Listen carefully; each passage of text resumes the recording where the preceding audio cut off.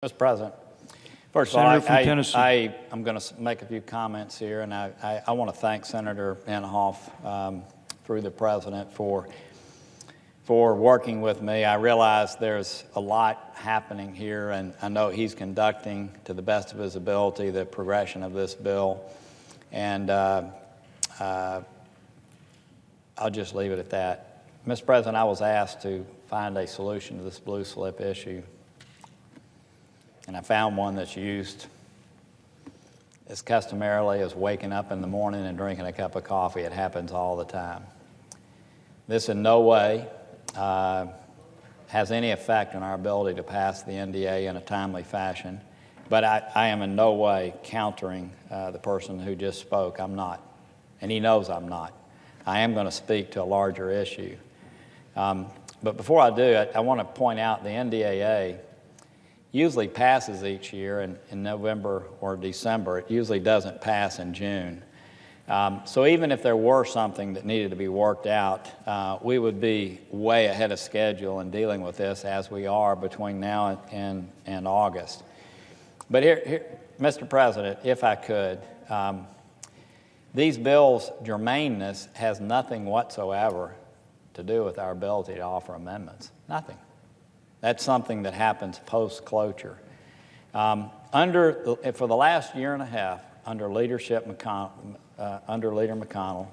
we have had one amendment vote. One amendment vote. And that amendment wasn't even really an amendment. It was a chairman who was controlling his own bill, asking if he could substitute his own amendment. So it really wasn't even a real amendment vote. So we've been here a year and a half. And because senators, United States senators that are elected by the people in their state, don't want to cast a tough vote, they block everybody from voting. I have no idea why Rand Paul cannot get a vote on his amendment. It is ridiculous. He's been trying to get a vote on it for years, and we block it. Why is that? I want to say for the record, I've held amendments this morning until we could work out the solution we have. I am not holding any amendments. None. Zero. I'm holding no one's amendment.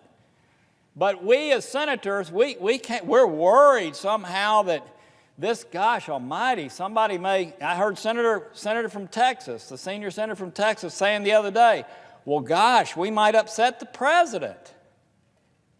We might upset the president of the United States before the midterms. So, gosh, we can't vote on the Corker amendment because we're taking, rightly so, the responsibilities that we have to deal with tariffs and revenues. We can't do that because we'd be upsetting the President of the United States.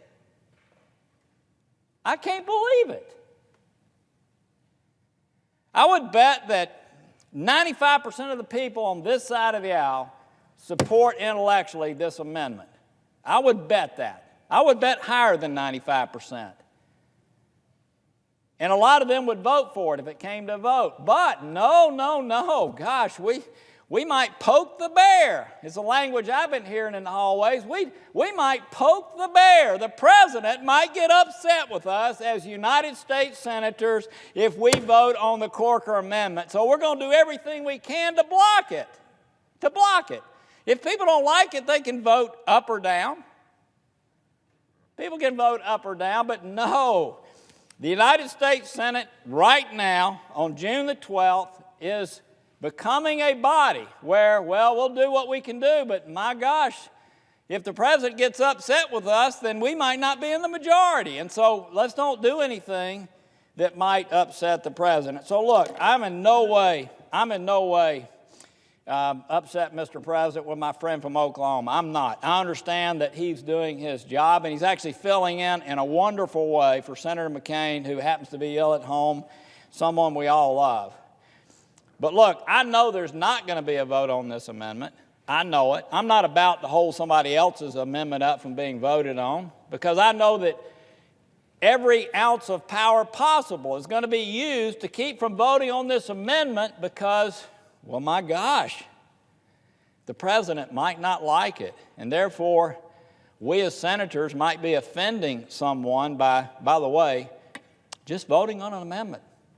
Voting on an amendment, up or down, and deciding whether we, in fact, want to assert some responsibility over a process of tariffing where we wake up, ready, fire, aim, ready, fire. Well, let's change this, ready, fire, aim. I mean, that's the process that is underway.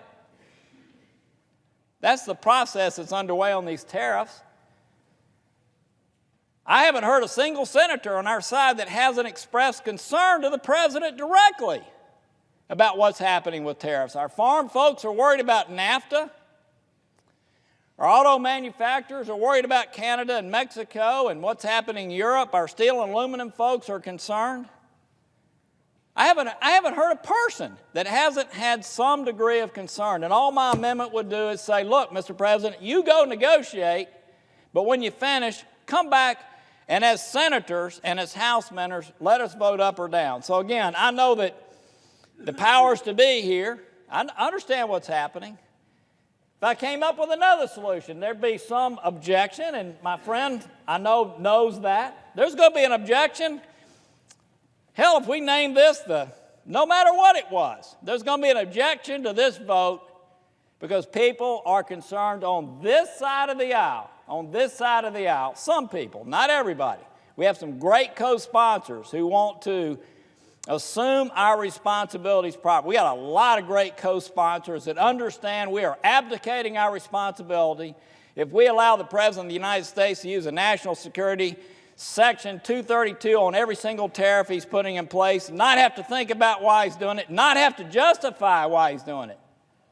They know that's a problem, and they have signed on. Some of the most respected senators we have on both sides of the aisle have signed on. But I know there is a minority of people here that do not want us to take up issues of debate and responsibility here in the United States Senate. I know that no matter what I do, this is going to be objected to. I'm not going to object to Rand Paul having an amendment, Mike Lee having an amendment, Toomey having an amendment, or people on the other side of the aisle. I am disappointed in where we are in the United States Senate today, where we've had one amendment vote in a year and a half, because this same cycle occurs every time somebody wants to bring something up. I in no way take this out on my friend from Oklahoma. I realize he is doing a job. I realize he has been asked to block this. And with that, I yield the floor.